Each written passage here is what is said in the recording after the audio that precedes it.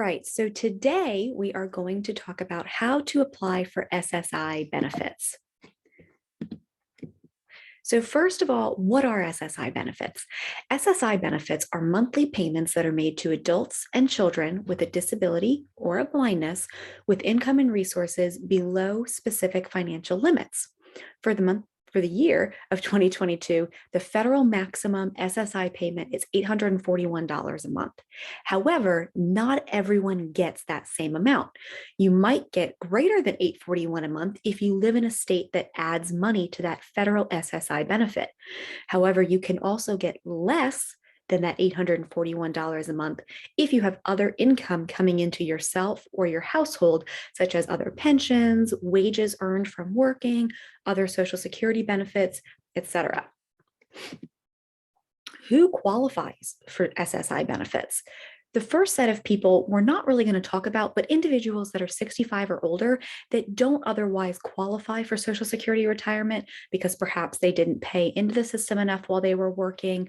The other set of people are the ones that we're going to focus on today, and those are individuals that are younger than 65 and are either blind or disabled.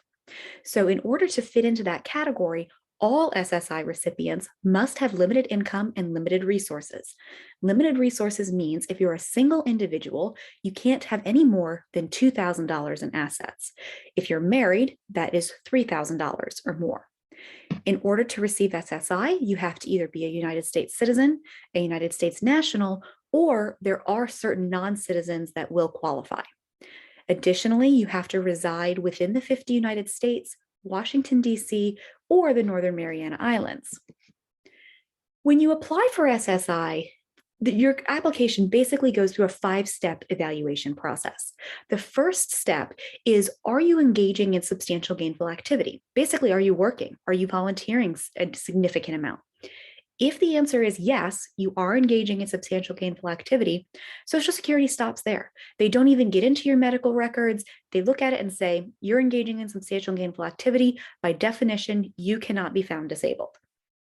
If you are not engaging in substantial gainful activity through working or volunteering, Social Security will go to the next step, which is, okay, do you have any severe medically determinable impairments?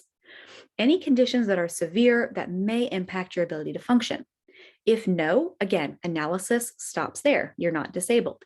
If you do, then they go to the next step and they look at those impairments and they say, okay, do any of those impairments match up with one of their listings?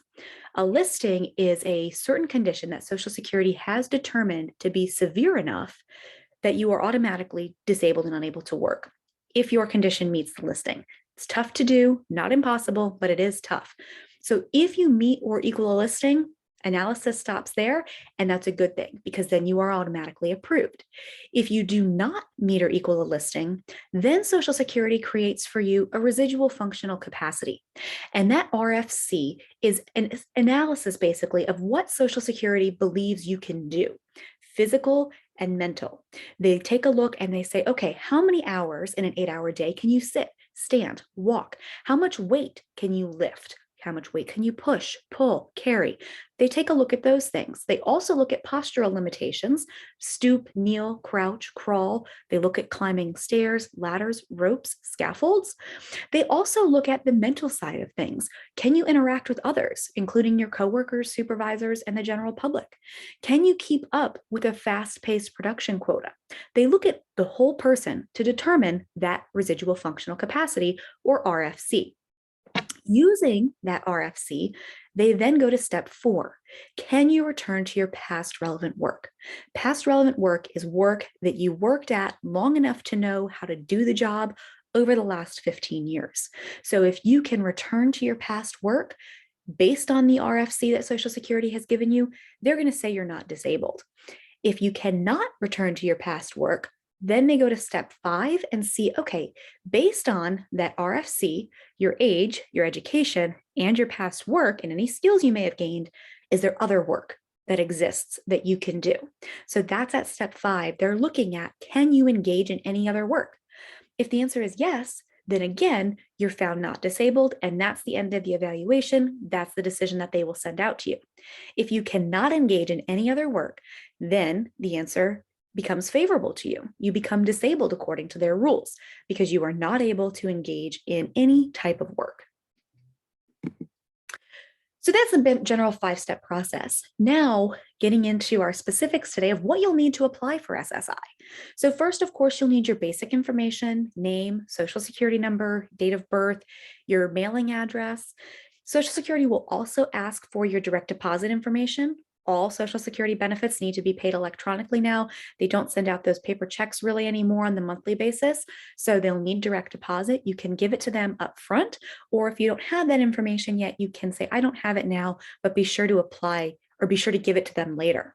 Social Security will also need, especially for SSI, marriage information and citizenship status. Additionally, when they're evaluating your claim, they'll want to know the date that you became unable to work. They'll need to know information about your living arrangements, including what your bill amounts are. With SSI, as I said before, it does have limits on resources and income.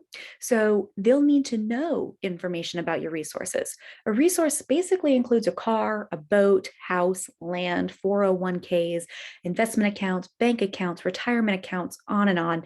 Basically anything that can be turned into cash. So they're going to look and have you sell everything essentially before you can qualify for SSI. Again, there are those resource limits, $2,000 if you're single, $3,000 if you're married, and one house and one car do not count towards those resource limits. With SSI, Social Security is also going to want to know information about any income coming into the house, including whether you receive state or local assistance, any veteran benefits, food stamps, other Social Security benefits, and so on. A copy of the application can be found at that link there, and that is kind of just to give you an opportunity to look through the application so you know exactly what to expect when you speak with Social Security and when you apply. So getting into the nitty-gritty of how you apply for SSI benefits, first we're going to talk about for minor children. There's 2 steps to the minor child application. The first step is by going online and completing an online child disability report. That you can do online from the comfort of your home, from the library, wherever is convenient for you. And then the second step is an in-person or over the phone SSI application. As of the recording of this webinar, there is no in-person SSI application. It's over the phone. The local offices are closed except for certain situations. So an over-the-phone SSI application is likely what you're looking at. The online child disability report collects information about the child's disabling conditions and how it impacts their ability to function.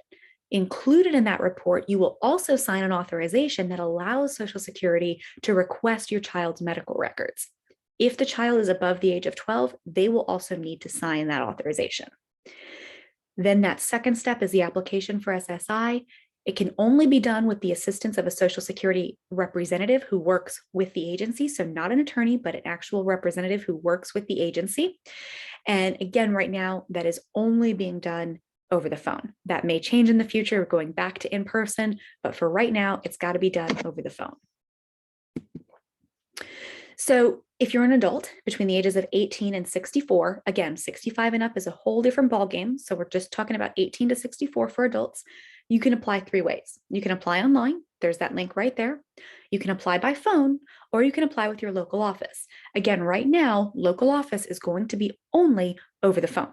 So you can apply by phone. That 800 number is the national number. If you go to the link there with the local office bullet point, you can find the phone number for your local office, and you can apply over the phone with your local office if you would prefer that. So once you've got your application in, what can you expect? Social Security will provide that they've received your application, and they will review it. If they need additional information from you, they will contact you. Sometimes they reach out to you letting you know, hey, we need a bit of assistance requesting these records from this provider. We've sent them 2 or 3 requests. They've been non-responsive. Can you please reach out to them and see if they've received our requests, see if they can give you the records to give to us. Sometimes they'll do that. Social Security will also often, more often than not, send out supplemental questionnaires to better understand how your conditions actually impact your day-to-day functioning. So they have supplemental pain questionnaires, supplemental cardiac questionnaires. They'll send out kind of like an activities of daily living form for you to explain to them How does your condition impact your daily living? Are you able to bathe, shower, do chores? Are you responsible for feeding other people, other animals? Better understand you and your functioning. Once they receive all of that, the responses to their questionnaires, the medical records, they review it all, they make a decision on the claim, and then they'll stick it in the mail to you. If that decision is a denial, there's two different denials that we often see with SSI applications. The first is a medical reason. If you are disabled and unable to work, you can appeal that decision. Those medical denials often say you are not disabled according to our rules. What you'll want to do when you're appealing that medical denial is you'll want to first look and make sure that they've listed all of your impairments, that they've listed all of the conditions that are impacting your ability to function. Sometimes they leave really important ones off. You'll also want to confirm that they received records from all of your treating sources. Going back to what I was saying a minute ago, sometimes they have a hard time getting records. Not all doctors' offices and hospitals are very responsive. So some adjudicators, instead of reaching out to you and saying, hey, can you help us? They'll just say, I'm not going to deal with it anymore. And they don't get records from them. That's not fair. It's not right, but I have unfortunately seen it happen. So if you want to make sure those two things, that all of your conditions and impairments are listed and that they've received records from all of your treating sources. If either one of those are missing, that's certainly something you're going to want to mention in your appeal. In addition to medical denials, we also see non-medical denials. With those, you'll want to confirm that the reason behind the denial is correct and accurate. If it is correct, there may not be anything you can do. You may fall into kind of a donut hole of people that don't qualify for SSI. If it is incorrect, then you can appeal. For example, if it says that you've got a bank account that has $1 million in it and you do not have a bank account with $1 million in it, you can appeal. You will need to make sure that you've got the supporting documentation to show, no, this is my bank account that you cited, but it has $4 in it or whatever it may be.